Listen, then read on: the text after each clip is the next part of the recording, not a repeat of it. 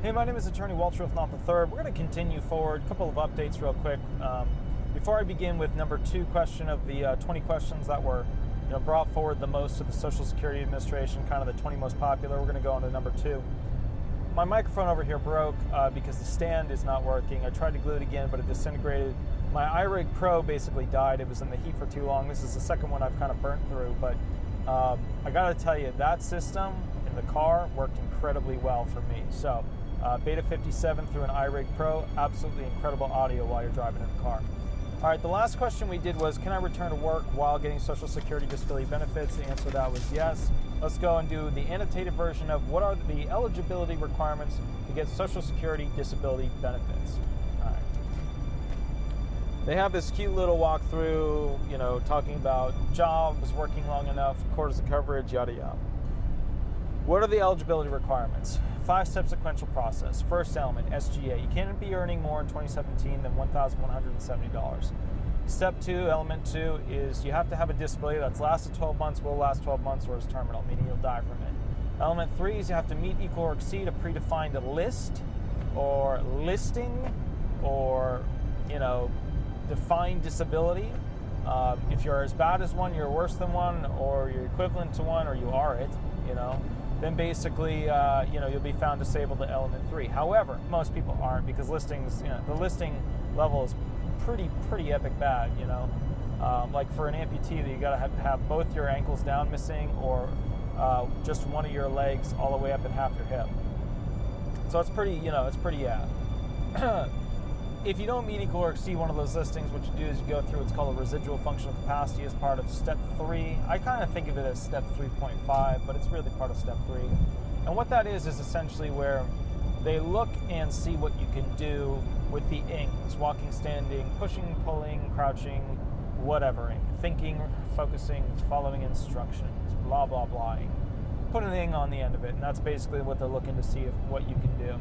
And the whole point of that is they want to see what your capabilities are. So think of it as like, it's like a football player, a hockey player's ability to, get the ball from A to B. How far can they run? How far can they skate? How long can they be out there? It's like a check-in, a residual functional capacity analysis as to what your body can or cannot do. Okay. So let's go ahead and talk about that. What that means is they're getting you prepped to go into step 4, which is element 4.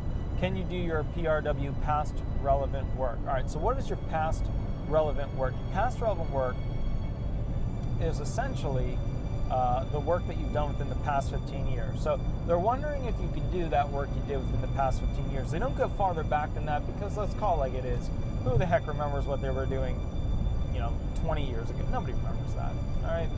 All right, let's pop over to the next one. Of course, there's somebody watching this video going, "Oh, I remember doing this job," and da-da-da-da-da-da.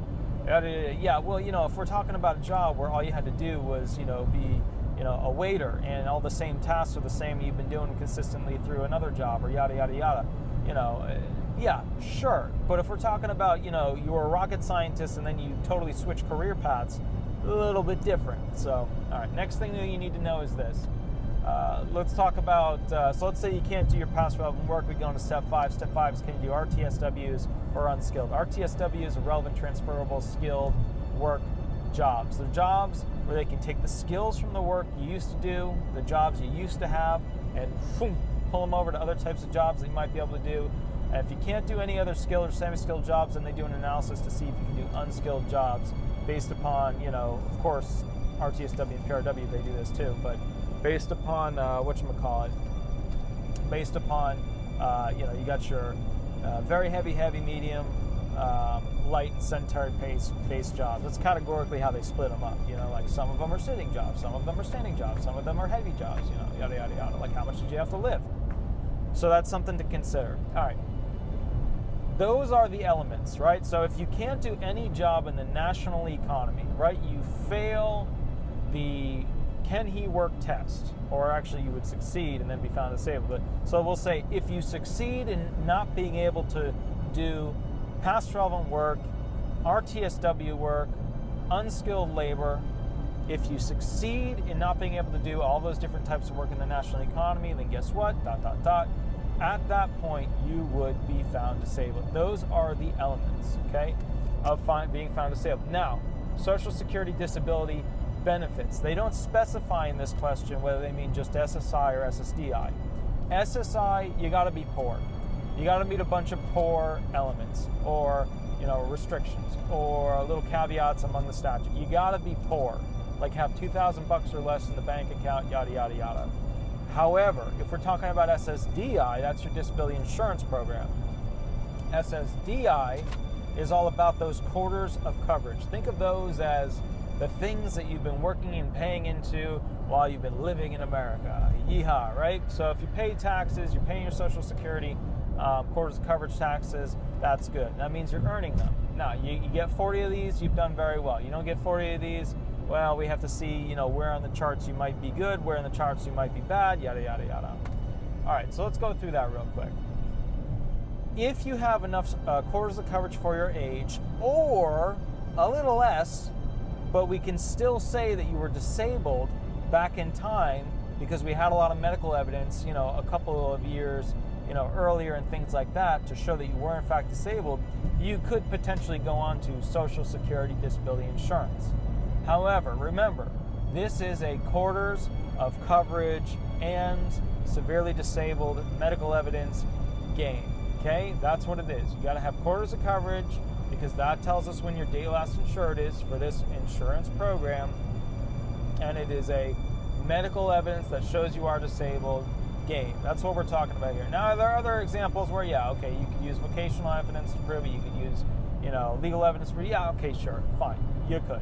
But for the most part, this is a medical evidence and a quarters of coverage game for SSDI. All right, SSDI, the game the game you paid to play, and then basically hopefully will utilize. Okay, SSI is the game that you didn't pay into, that if you're really, really poor and you're disabled, you can go on to. All right, that's your 18 to 65 game. It's really 64 the day before 65. All right, my name is Attorney Walter Hnot III. I'm with Disability Resolution PA. That is number 2 on the list of most asked questions that are brought before the Social Security Administration about Social Security disability benefits. All right, you have a unique question, you want a free consultation, you want a free custom video made, or you want the most up-to-date information, shoot me an email or give me a call and we will go from there. Thanks so much. Bye-bye.